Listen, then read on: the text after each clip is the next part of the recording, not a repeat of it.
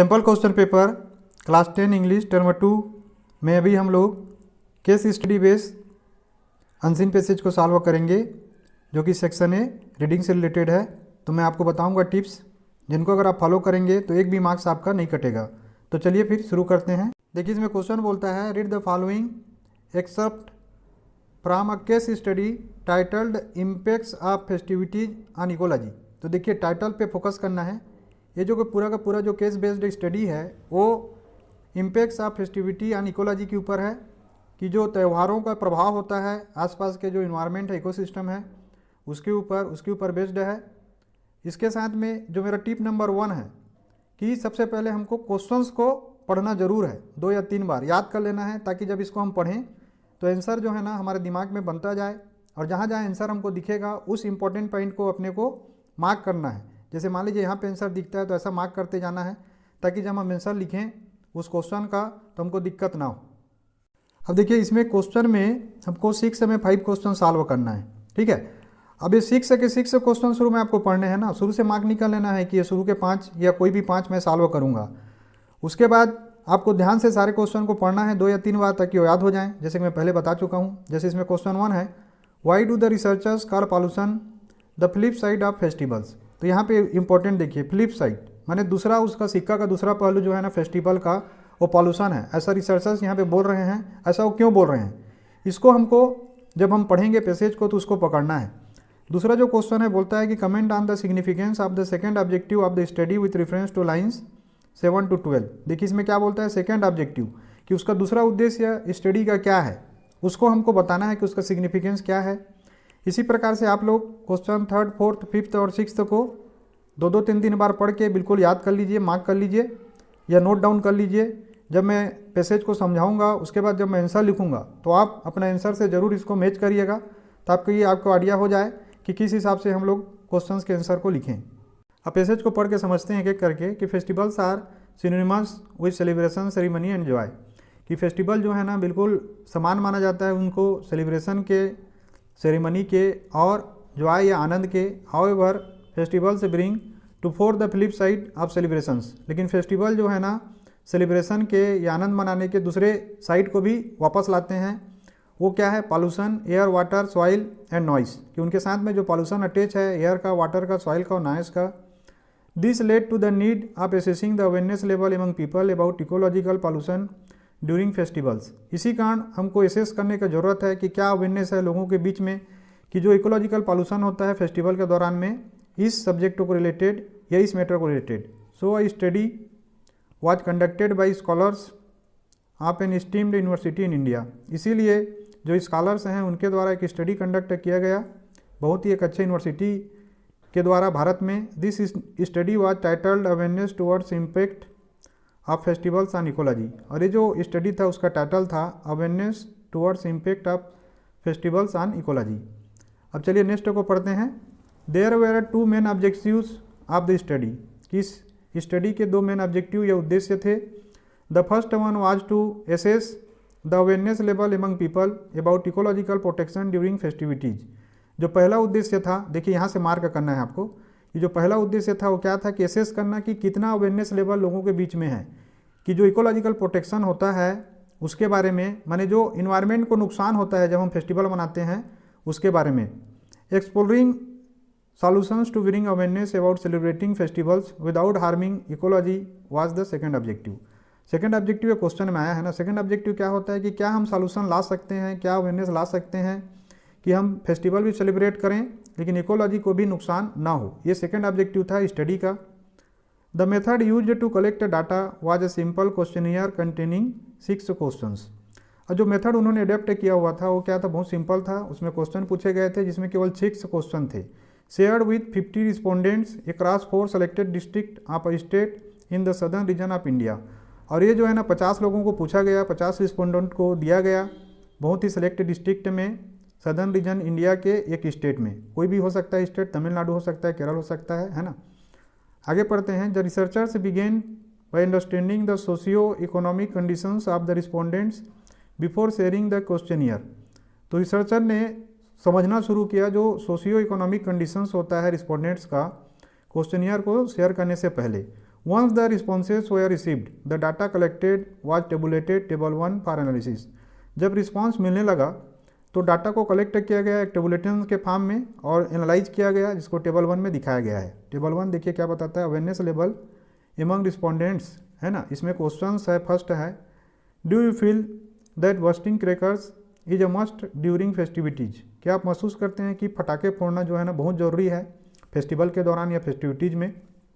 तो देखिए यहाँ पे रिस्पोंडेंट्स में यस बोलने वाले हैं 46, नो बोलने वाले हैं 54। कैंट से का भी एक यहाँ पे कॉलम दिया हुआ है, इसके ऊपर भी एक क्वेश्चन है, उसमें 0 है। सेकेंड क्वेश्चन था उनका, do you think most people abuse environmental resources during celebration of festivals. क्या आपको लगता है कि बहुत सारे लोग जो है ना इन्वायरमेंटल रिसोर्सेज जो है ना उनको एब्यूज़ करते हैं, परेशान करते हैं जब वो फेस्टिवल को सेलिब्रेट करते हैं तब। यस बोलने वालों की संख्या है 72%, नो बोलने वालों की संख्या है 28% और कैंट से वाले जो है ना वो 0 हैं। थर्ड देखिए, do you think that celebrations and festivities result in uniting people. क्या आपको लगता है कि जो सेलिब्रेशन है, आनंद मनाना है या त्यौहार मनाना है, और जो फेस्टिविटीज़ हैं, जो त्यौहार हैं, वो लोगों को एक करते हैं। तो यहाँ पे देखिए हाँ बोलने वाले जो है ना वो 64% हैं, मैंने ज़्यादा लोग हाँ बोल रहे हैं। 32% ना बोलने वाले हैं और कैंट से वाले जो है ना वो भी 4% हैं। पहली बार यहाँ पे कैंट से वाले कॉलम में 4% लोग रिस्पॉन्ड कर रहे हैं। क्वेश्चन 4 है, do you enjoy bursting crackers for amusement. क्या केवल आप मज़ा लेने के लिए पटाखे फोड़ते हैं। तो यहाँ पे यस बोलने वाले 68% हैं, नो बोलने वाले 32% हैं और कैंट से वाले 0 हैं। तो यहाँ पे देखिए 68% माने मेजॉरिटी लोग केवल मज़ा लेने के लिए पटाखे फोड़ते हैं। फिफ्थ नंबर क्वेश्चन है, do you feel pressured to bast crackers during festivals as an expectation of your social status. क्या जो सामाजिक दबाव है कि आप फेस्टिवल के दौरान में पटाखे फोड़ें, ये समाज के दबाव कारण या आपके सोशल स्टेटस के कारण लोगों का जो एक्सपेक्टेशन रहता है आपके ऊपर, उसका जो प्रेशर रहता है उसके कारण होता है। तो देखिए इसमें 82% माने मेजॉरिटी लोग ये मानते हैं कि अगर वो लोग पटाखा नहीं फोड़ेंगे तो आसपास के जो लोग हैं या उनका जो सोशल स्टेटस है ना वो डाउनग्रेड हो जाएगा, कम हो जाएगा। और 12% लोग नो बोलते हैं, लेकिन यहाँ पे कैंट से में ना 6% लोग हैं। क्वेश्चन नंबर 6 है, are you aware of waste segregation and disposal guidelines for better ecology. क्या आप जानते हैं कि जो वेस्ट सेग्रीगेशन होता है यानी कचरों को अलग अलग करना होता है बायोडिग्रेडेबल और नॉन बायोडिग्रेडेबल में, और जो डिस्पोजल गाइडलाइंस होते हैं जिससे हमारा इकोलॉजी बेटर हो सकता है, इसके बारे में। तो देखिए 56% लोग क्या बोलते हैं, यस बोल रहे हैं, फिर भी वो लोग पटाखा फोड़ते हैं। 40% लोग नो बोल रहे हैं और कैंट से वाले जो है ना यहाँ पे 4% है। अब आगे पढ़ते हैं, the study recommended the imposition of strict rules and regulations as opposed to a total ban on all festive activities which have a drastic impact on our environment. तो यहाँ पे स्टडी जो रिकमेंड कर रहा है कि स्ट्रिक्ट रूल और regulation को इम्पोज किया जाए, कठोर कानून बनाए जाएँ, उनको लागू किया जाए, न कि टोटल बंद किया जाए सारे फेस्टिव एक्टिविटीज़ के ऊपर, क्योंकि इसका एक ड्रास्टिक इम्पैक्ट होता है हमारे इन्वायरमेंट के ऊपर। The researchers believed that such measures would help in harnessing some ill effects that aid to the growing pollution and suggest further studies be taken up across the country to assess awareness about ecological degradation। तो यहाँ पे देखिए researchers को believe है कि इस प्रकार के जो मेजर्स हैं वो हार्नेस करने में मदद करेगा, है ना, कुछ न कुछ तो हमको फ़ायदा पहुँचाएगा, क्योंकि जो ग्रोइंग पॉपुलेशन है और ग्रोइंग पॉल्यूशन है उसका जो इल इफेक्ट है ना वो बहुत ही ज़्यादा इकोलॉजी के ऊपर पड़ रहा है। और साथ ही साथ वो सजेस्ट करते हैं कि और ज़्यादा स्टडी करने का ज़रूरत है पूरे के पूरे कंट्री में, जिससे पता चले कि जो लोगों में अवेयरनेस है इकोलॉजिकल डिग्रेडेशन के लिए वो कैसा है। आगे पढ़ते हैं, the observations made in the study pointed to the environmental groups and eco clubs fighting और losing battle due to city traffic issues, disposal of plastics, garbage dumping and all sorts of ecological degradation.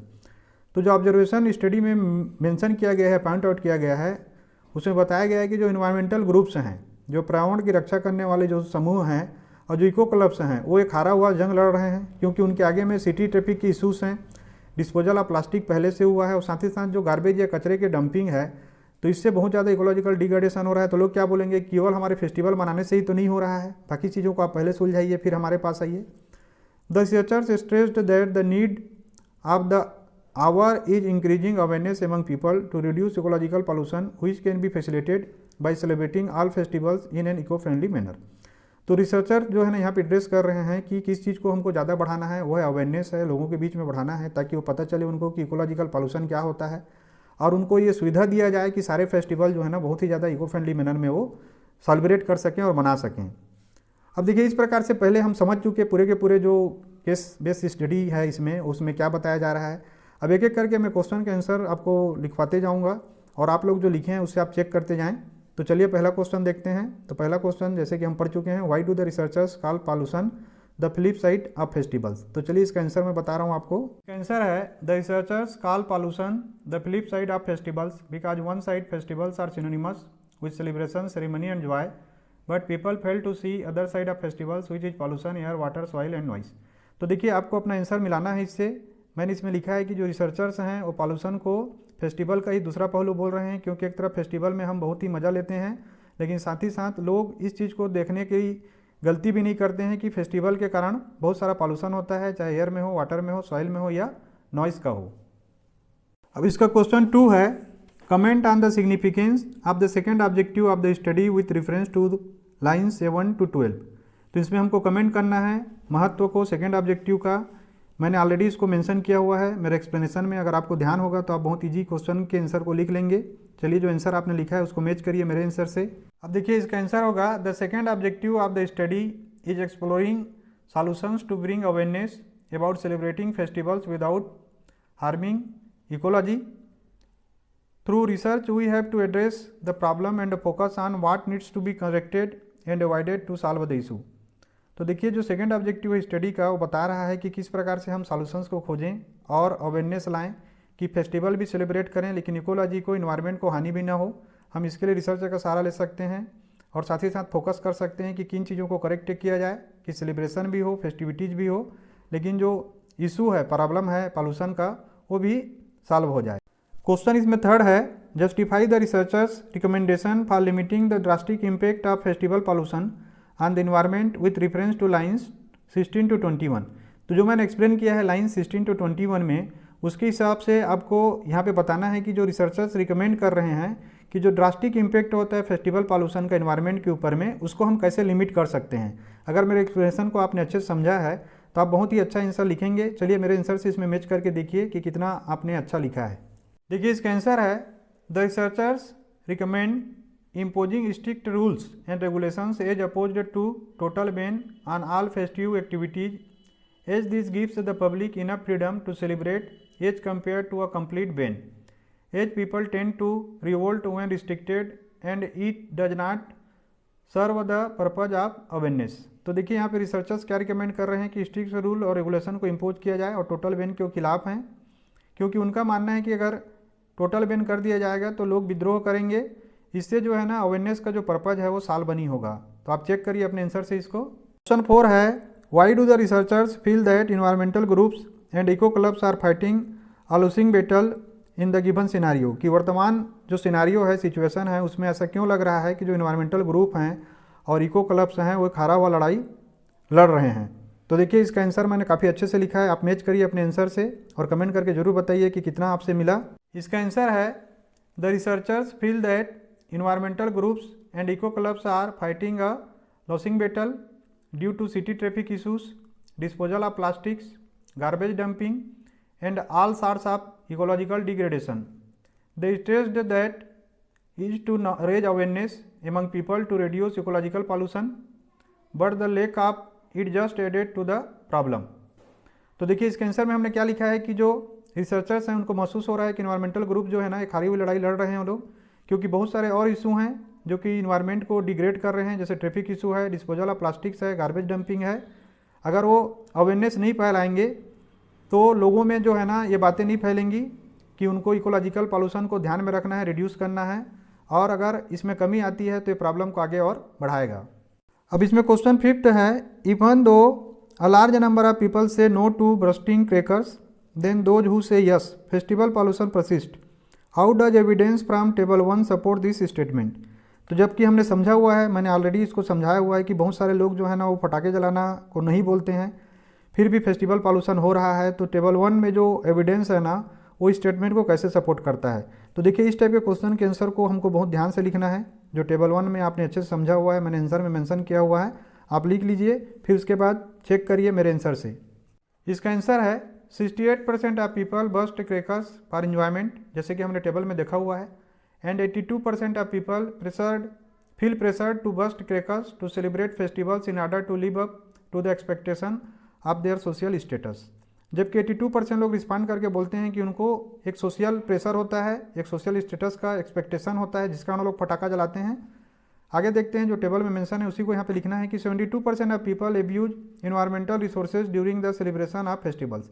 और यहाँ पे मानते हैं 72% कि वो environmental एब्यूजमेंट होता है या इन्वायरमेंट को ऊपर दुष्प्रभाव होता है जब फेस्टिवल सेलिब्रेट करते हैं। तो we understand from the above data that although a large number of people refuse to burst crackers festival pollution exist.